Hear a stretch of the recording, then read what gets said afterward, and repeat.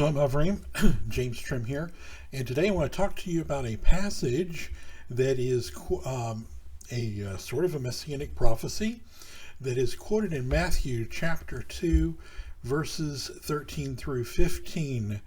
Out of Egypt I've called my son. And so this is a bit of a controversial passage because the anti-missionaries, counter-missionaries will point to this passage and say that Matthew is taking this verse out of context. So I want to really address that. We'll be looking at Matthew chapter 2, verses 13 through 15 and Hosea 11:1. Before we get started, I want to encourage everybody to please donate to support this work. Our donations can be sent by clicking on the donate link in the video description, or by sending donations by PayPal to donations@wnae.org. That's donations@wnae.org. I also want to encourage everybody to please like the video, to subscribe to these videos, click on that notification bell. Let us know what you think of our videos in the video comments, and participate in the video discussions. All of those things contribute to YouTube's algorithm that decides what videos to recommend to new users. Also, share these videos with your friends on social media, on Facebook and on Twitter, etc., and help us expose new viewers to these videos. All right, as is frequently the case, we have handouts to follow along with in this video. So there's a PDF file in the video description that you can click on and print out and read along with us, or follow along with us in some of the sources that we're quoting from. And we're going to start with Matthew chapter 2, verses 13 through 15. And after they had departed, and behold, the angel of Yahweh appeared to Joseph in a dream, saying, Arise, take the boy and his mother, and flee you away into Egypt, and be there. And there you will stay until I return to you, for Herod is seeking to put the boy to death. And he arose and did as the angel had said to him, and took up the boy and his mother by night, and departed into Egypt. And then verse 15, and was there until the death of Herod, to fulfill what was spoken from Yahweh by the prophet, who said, From out of Egypt I have called my son. Hosea 11:1. So, as I said, to discredit the messiahship of Yeshua, the counter-missionaries have claimed that Matthew quotes this passage of Hosea totally out of context.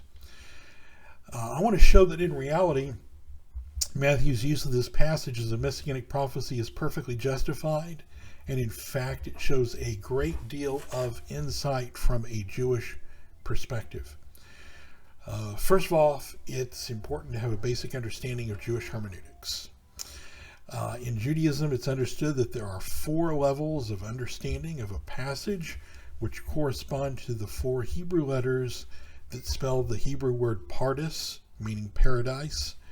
But pardes is also a acronym, or what we call in Judaism a notaricon, for Peshat, Remez, Drash, and Sod. Peshat is the simple, plain, literal level of understanding. Remez is the implied, hinted level of understanding.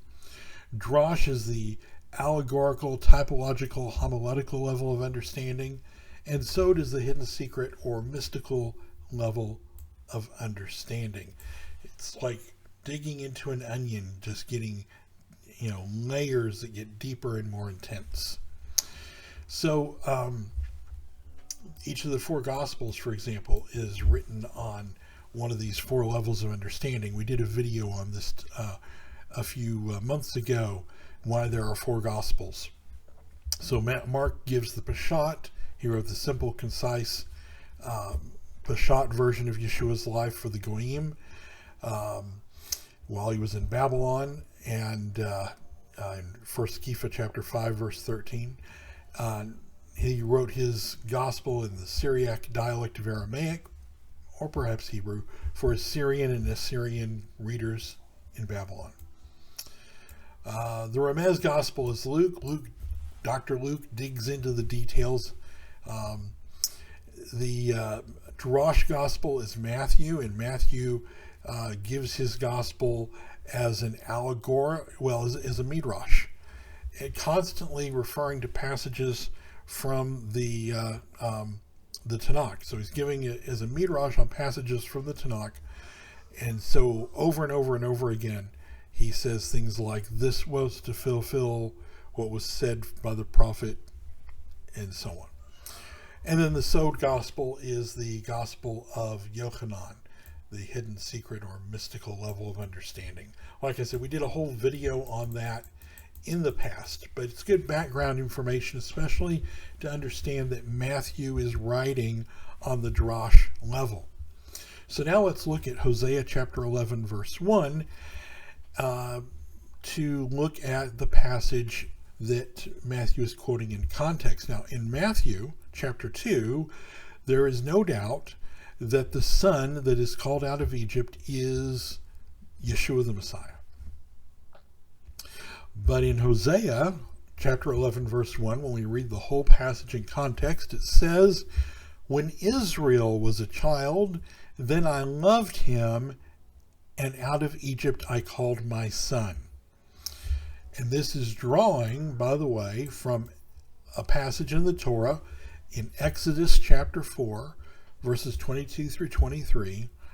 "Then you shall say to Pharaoh, 'Thus says Yahweh, Israel is my firstborn son.'" Don't forget firstborn son. We're going to hit that later in this study. "Israel is my firstborn son. I have said to you, let my son go, that he may worship me. Yet you refuse to let him go. Now I will slay your firstborn son." So, if Israel is the firstborn son of Yahweh, spoken of in Hosea 11:1 and in this passage in the Torah, then why did Matthew apply the passage to the Messiah? Why in the world does Yahweh identify Israel as his firstborn son? Why does Matthew identify Messiah as his son? Who in Judaism is the firstborn son of Yahweh, and why is there this apparent contradiction? Is Matthew really taking Hosea 11:1 out of context? And the answer is no. Matthew is making a midrash. He's giving a drash understanding of Hosea 11:1 and Exodus chapter 4, verses 22 through 23. In order to understand this midrash, it's important to understand the concept of the firstborn son of Yah in Judaism. So now we're going to briefly talk about a subject that we have talked about before in previous videos on the three pillars, the two three pillars videos, and another video we did titled "The Holy Blessed One Has a Son."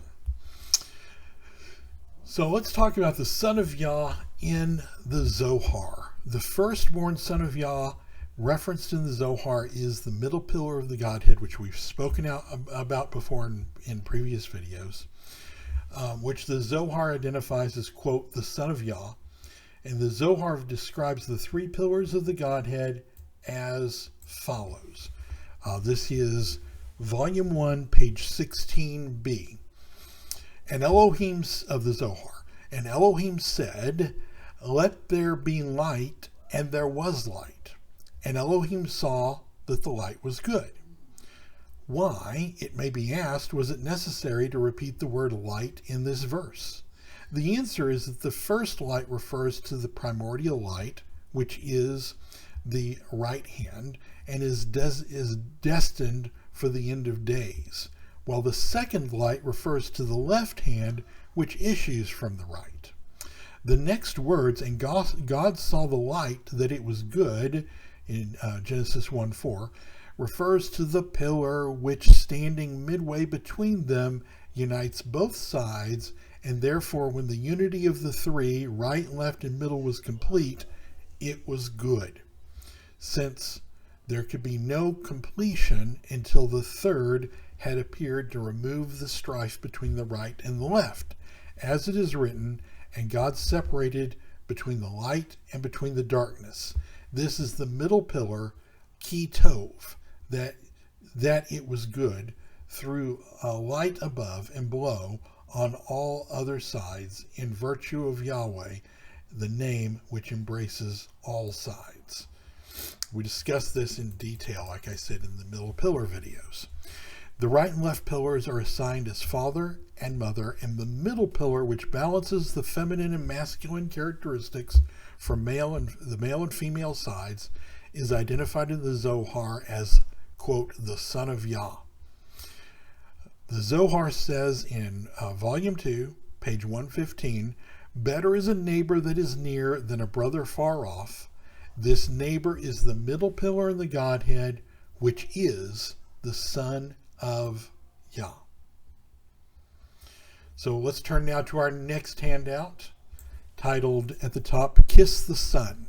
And we're going to do a whole video in the future on this phrase in Psalm chapter 2, verse 12, kiss the sun.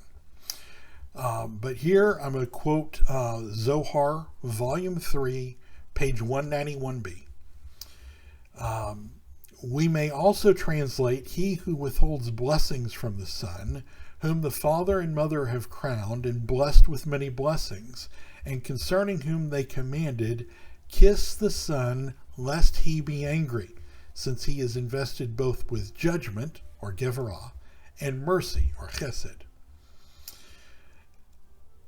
Also, elsewhere in the Zohar, we read of the sun in Zohar volume 2, page 105a. The Holy One, blessed be he, has a son, whose glory shines from one end of the world to another. He is a great and mighty tree, whose head reaches heaven, and whose roots are set up in the holy ground, and his name is Mispar, and his place is in the utmost heaven, as it is written, the heavens declare the glory of God. Psalm 19, verse 1. Were it not for this Mispar, there would be neither hosts nor offspring in any of the worlds. Again, we did a whole video on this passage. The Holy One, blessed be he, has a son. This is actually referring back, by the way, to a passage in the Bahir 125. Why are they called Sephirot? Because it is written, the heavens declare the glory of God. The heavens declare mi saparim, the glory of God. Okay, let's now turn to our next handout, which is titled Metatron. Now, we're going to do a whole video on Metatron in the future. So this is just going to be really abbreviated. And I realize that there is a controversy over whether Metatron in the rabbinic texts refers to Enoch or to the son of Yah, the middle pillar. And we'll do, like I said, a whole video on that in the future. Right now, for purposes of this video, we're going to concentrate on the passages that are very clear about Metatron being the son of Yah. So the Zohar volume 2 page 115, we quoted before, better is a neighbor that is near than a brother far off. The neighbor is the middle pillar of the Godhead, which is the son of Yah. So the middle pillar of the Godhead is the son of Yah. Zohar volume 3, page 227. The middle pillar of the Godhead is Metatron, who has accomplished peace above according to the glorious state there. Now we're going to look at an interesting passage of Zohar, sort of a rare passage comparatively. Zohar Midrash Ha-Ne'elam, and this is Parsha Haya Sarah. Now, this is not the regular, this is material that's not in all English editions of the Zohar. It's from the Midrash Ha-Ne'elam. If you have the Pritzker edition of the Zohar, you will actually find this in volume 10, which has the Midrash Ha-Ne'elam material in it. And just to help you find it, you'll find it on page 384 of the English text, although it has up at the top the designation volume 1, 126b. So if you're looking for this text in, say, the Sonsino Zohar, you're not going to find it because it doesn't have this Midrash Ha-Ne'elam material included in it. All right, so the passage reads here in English, and Abraham said to his oldest servant of his house, quoting Genesis 24:2, "Who is this of whom it is said, his servant? In what sense must this be understood? Who is his servant?" Rabbi Nahori answered, "It is in no other sense to be understood than expressed in the word his servant, the servant of Elohim, the chief of his service." Now, we're obviously reminded of the servant passages of Isaiah and Isaiah 53, the suffering servant. So his servant, the servant of Elohim, the chief of his service. Who is he? Metatron. As said, he is appointed to glorify the bodies which are in the grave. This is the meaning of the words Abraham said to his servant, that is the servant of Elohim. The servant is Metatron, the eldest of his house, Yahweh's house, who is the first begotten of all creatures of Elohim. And we say first begotten because he's the eldest of his house. And the word for begotten here, in fact, I don't think it says begotten in the Pritzker edition. I think it says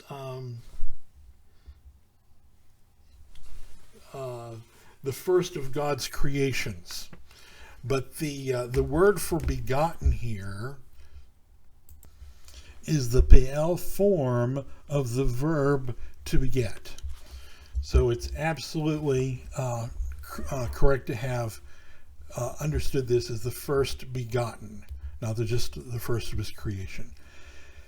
The first begotten of all creatures of Elohim, who is the ruler of all he has, because Elohim has committed to him the government of all his hosts. So the middle pillar is not just the son of Yah. He's the firstborn son of Yah.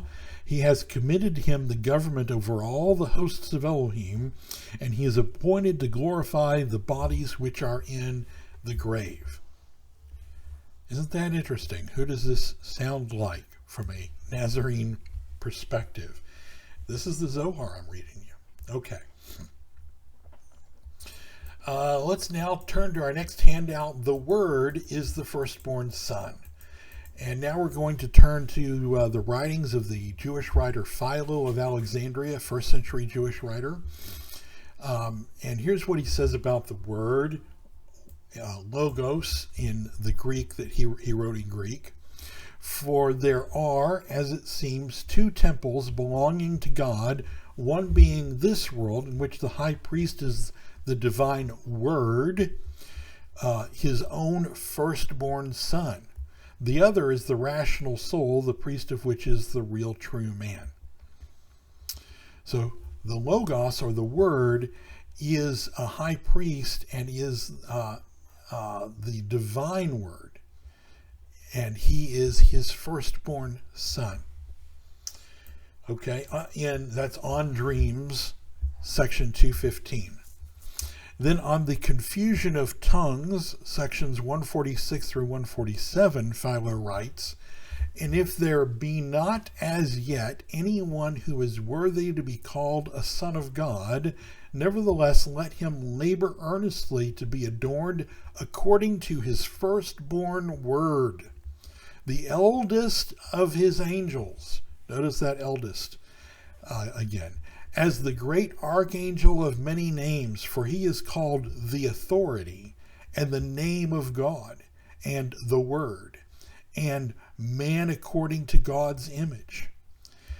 He who sees Israel, for even if we are not yet suitable to be called the sons of God, still we may deserve to be called the children of his eternal image and his most sacred word. For the image of God is the most ancient word.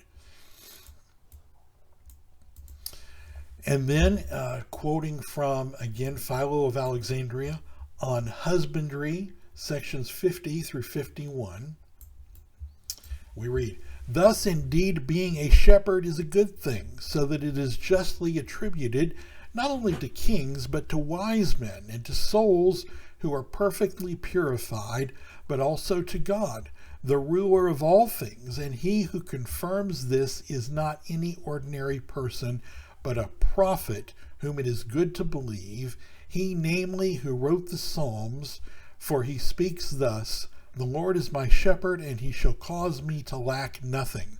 Psalm 23:1. And let every one in his turn say the same thing, for it is very becoming to every man who loves God to study such a song as this. But above all, this world should sing it.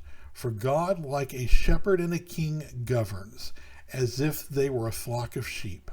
The earth and the water, the air and the fire, and all the plants and living creatures are in them, whether mortal or divine. And he regulates the nature of the heaven, and the periodical revolutions of the sun and moon, and the variations of the harmonious movements of other stars, ruling them according to law and justice, appointing as their immediate superintendent his own right reason, or logos, or word, his firstborn son, who is to receive the charge of this sacred company as the lieutenant of the great king.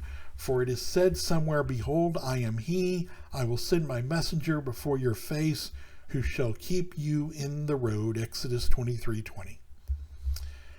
Finally, Philo tells us that the word, or the logos, and the Messiah are one and the same in Questions and Answers on Exodus 2, Book 2, Section 117. The head of all things is the eternal word of the eternal God, under which, as it were his feet or other limbs, is placed the whole world, under which he passes and firmly stands. Now it is not because Messiah is Lord that he passes and sits over the whole world, for his seat with his Father and God, but because for its perfect fullness of the world, the world is in need of care and superintendence of the best ordered dispensation, and for its own complete piety of the divine word, just as living creatures need a head without which it is impossible to live. So here we have the Son of Yah, the Son of Elohim, is the Word, the divine Word, the image of Elohim, which is the Messiah, one and the same with the Messiah. All right, let's turn to our next page, which is titled Conclusion, but it's only sort of a partial conclusion because we're going to take it a little bit further.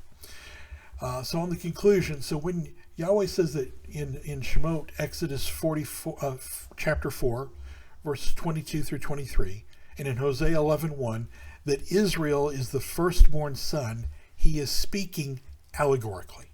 He is comparing Israel to the Messiah. There's a typological relationship between Israel and the Messiah, because Israel is the firstborn son of Elohim. The Messiah is also the firstborn son of Elohim in the ancient Jewish literature. And when Matthew quotes Hosea 11:1 and he applies the sonship to Messiah, he's referring to the reality behind the allegory of Hosea 11:1 and Shemot 4:22 through 23. In effect, Matthew is saying that Yeshua the Messiah is the figure that later Rabbinic Judaism came to call the Son of Yah. Therefore, the Torah in Shemot 4:22 through 23 is prompting us that there's an allegorical relationship between Israel and the Messiah. Sorry. So, how is the Messiah allegorically like Israel? Well, these are just a few points. There's more, many more. One could probably write whole books on the subject. Both made a major impact on the world, a disproportionate impact on the world. Both were born through a biological miracle on their mother's womb. Yeshua was born through a biological miracle on the womb of Miriam. Israel was born through a biological miracle on the womb of Sarah, who was barren. Both were taken into Egypt in their youth to save their lives. Both were called up out of Egypt, which is the point of our video and the point of Hosea chapter 11 verse 1, and the very allegorical element that is being fulfilled by Yeshua in Matthew chapter 2. That is why there is such an allegorical relationship, justifying the quoting of Hosea 11:1 in reference to the Messiah here. Both have been despised and rejected by men. Rome attempted to execute both of them, and both of them are resurrected, never to die again. So by saying Israel is my firstborn son, Elohim is saying that by oppressing Israel, it is as if Pharaoh was oppressing the Son of Yah, the Messiah himself, as Herod was. And then there you have another typological relationship between Herod then and Pharaoh in the slaughter of the innocents. Okay, although it was a different Pharaoh. Also, on our last page of our handout says, also in the Tanya. The Tanya is a major text in Hasidic Judaism, particularly Chabad Hasidic Judaism. During the early days of Hasidism, the anti-Hasidic Jews were accusing the Hasidic movement of being a bunch of emotional hype without any intellectual basis and grounding. And this is why the Rebbe Zalman, the Alter Rebbe, the founder of the Chabad movement, wrote the Tanya to lay out an intellectual basis for Hasidism. And the Tanya actually goes very well with the portions of the Zohar that talk about the three pillars and the Son of Yah. So let's first look at Tanya, the early portion of the Tanya. It's Lukuti Amarim, chapter 2, that I'm reading from. It says, so allegorically speaking, have the souls of Jews risen in the divine thought, as it is written, my firstborn son is Israel, and you are children unto the Lord your God, that is to say, just as the child is derived from his father's brain, so use an anthropomorphism. The soul of each Israelite is derived from God's thought and wisdom. And then chapter 3 goes on to say, similarly it is with the human soul, which is divided in two, sechel, intellect, and midot, emotional attributes. The intellect includes chachma, bina, and da'at. Chabad. The name of Chabad is derived from the leading sephirot of the three pillars, which are wisdom, knowledge, and understanding. Whilst the midot are the love of God, dread and awe of him, glorification of him, and so forth. Chabad, the intellectual faculties, are called mothers, the source of the midot, for the latter are offspring of the former. Okay, so the concept in the Tanya, drawing from the three pillars as laid out in the Zohar, of Father, Mother, and Son of Yah as the three pillars. And we discuss this in so much more detail in the Three Pillars video. But the Tanya understands this, that the wisdom or Torah of Yahweh enters into this wisdom, Chachma, enters into the Binah, or understanding, of man. The understanding, our understanding is like a womb in which the seed of Chachma enters into understanding and gestates. And this process of Chachma entering into Binah and gestating is knowledge, da'at, which is why it says, for example, that Adam knew Chava, and why da'at, to know, is in the scriptures and in Hebrew also used as a euphemism for the sexual act. Okay, and so the Son of Yah then is the da'at, which then flows down and expresses itself in the emotions of man. It is the Torah, when the Torah enters into our understanding and gestates and becomes a knowledge of Torah in us, that then becomes a faith that expresses itself in our emotions and our fear of Elohim, that makes us not want to violate the negative commandments, and a love for Elohim that makes us want to observe the positive commandments, and that Torah in us is what makes us Israel. And that Torah in us is why we say, why it says, my firstborn son is Israel, and you are children unto the Lord your God.